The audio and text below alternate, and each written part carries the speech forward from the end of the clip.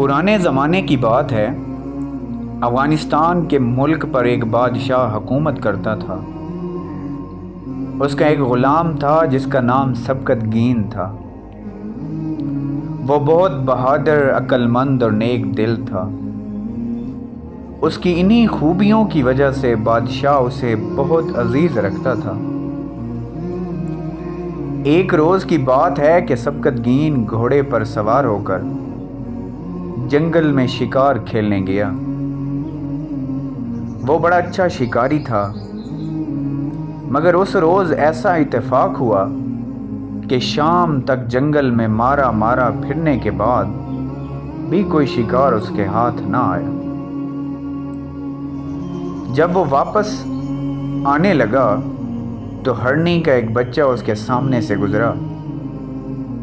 اس نے جھٹ گھوڑے سے اتر کر اسے پکڑ لیا، پھر اس کو گھوڑے کی کاٹھی کے ساتھ باندھ کر اپنے آگے رکھ لیا اور واپس شہر کی طرف چل پڑا۔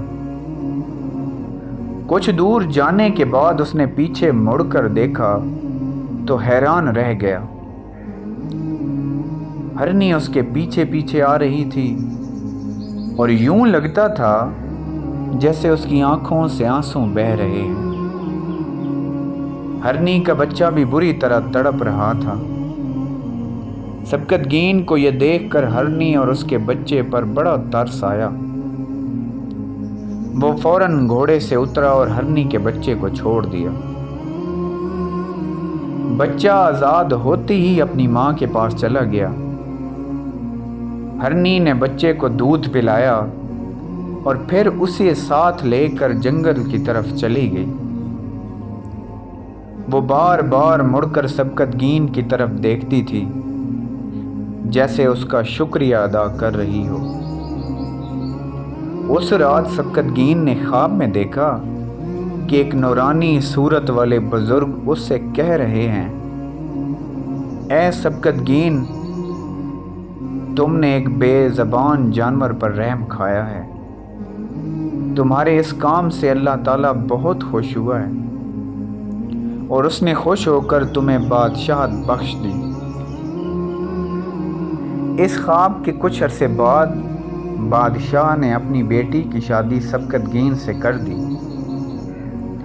بادشاہ کے ہاں سوائے بیٹی کے اور کوئی اولاد نہ تھی، اس لیے اس کے مرنے کے بعد سبکتگین افغانستان کا بادشاہ بن گیا۔ اس طرح ہرنی پر رحم کرنے کی وجہ سے ایک معمولی غلام کو ایک ملک کی بادشاہت مل گئی۔ سبحان اللہ۔